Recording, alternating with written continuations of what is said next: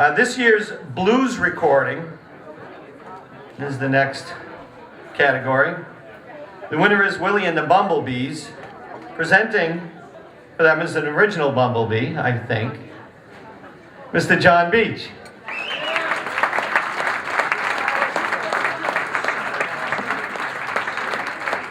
All right, I'm really happy to be here to do this tonight.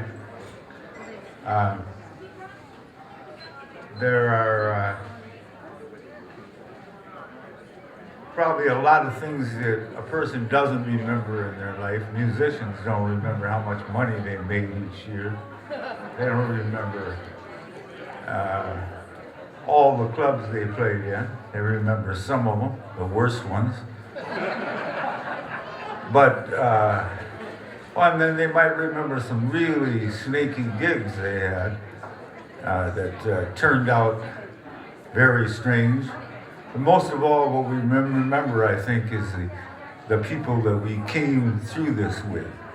And there's about 5 of us here that came through a really great period with Willie and the Bumblebees.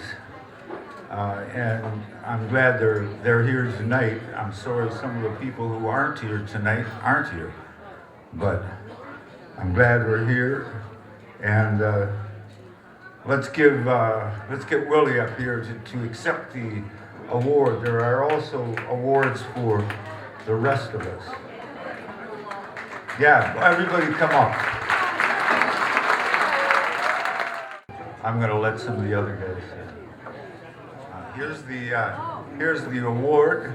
Willie and the Bumblebees 2009 blues recording, Honey from the Bee.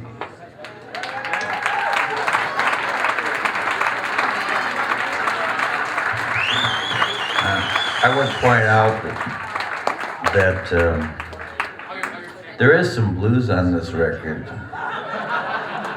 but mostly it's a slightly more, if you will, evolved style of blues, sometimes known as R&B, rhythm and blues, soul, funk. This is all one music to me, okay?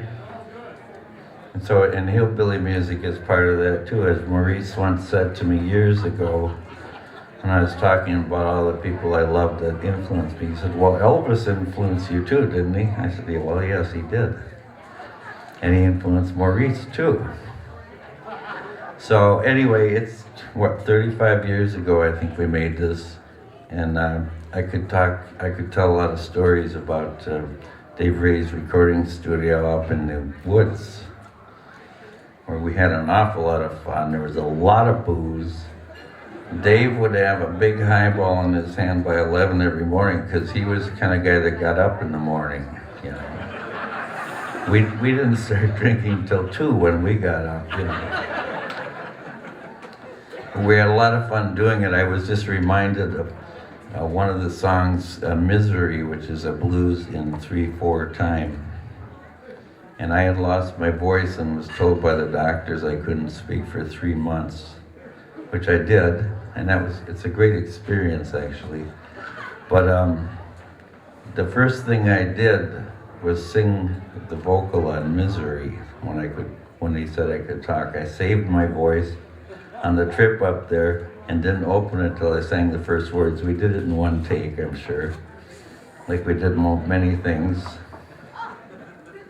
This is Jerome Broughton, who played guitar and bass, alternating with me. Gene Hoffman, tenor sax player and composer.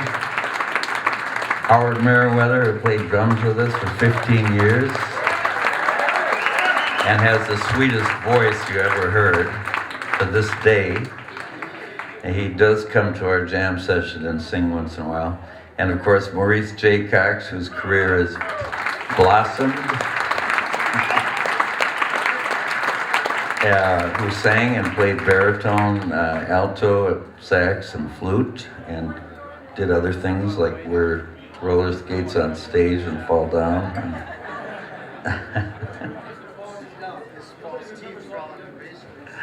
But very good. Maurice was always there for me when we would be in some little town with some really square crowd, and they would say, "Which one's Willie?" And I'd point to Maurice, you know.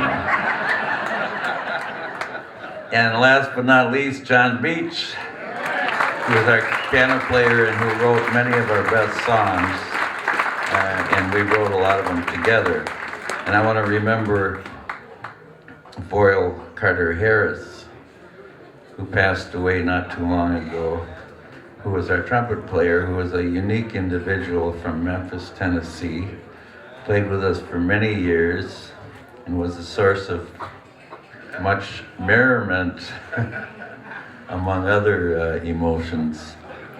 Boyle, one time, the joke about Boyle was that in the morning on the road, if you said cheeseburger, he would throw up. So one day somebody said cheeseburger and he went to throw up. And then we eventually all got in our old truck and drove. We had 2 big gas tanks so we could go a long ways. We went 400 miles, and when we got out, Boyle's trumpet was sitting on top of the truck. That's what Boyle was like. But we do miss him. He was a great guy. So you guys want to say something? Anybody? Gino, always. Yeah, I just want to say that Willie still remains dedicated to this band. We've had a couple reunion gigs.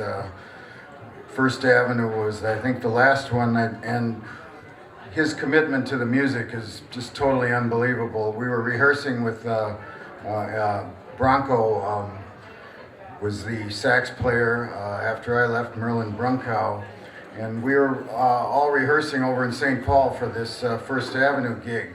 And Bronco said he had to leave early because there was a blizzard, and he had a gig in Hudson, Wisconsin. It was about 4 in the afternoon when we were rehearsing, and Willie got kind of perturbed and said to him, "Bronco, you're not serious about this band."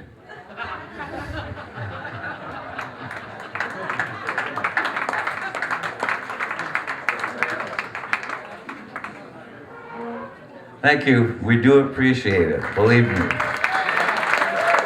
And if we're lucky, we're going to reissue this record, so all 60 of you can buy it, okay?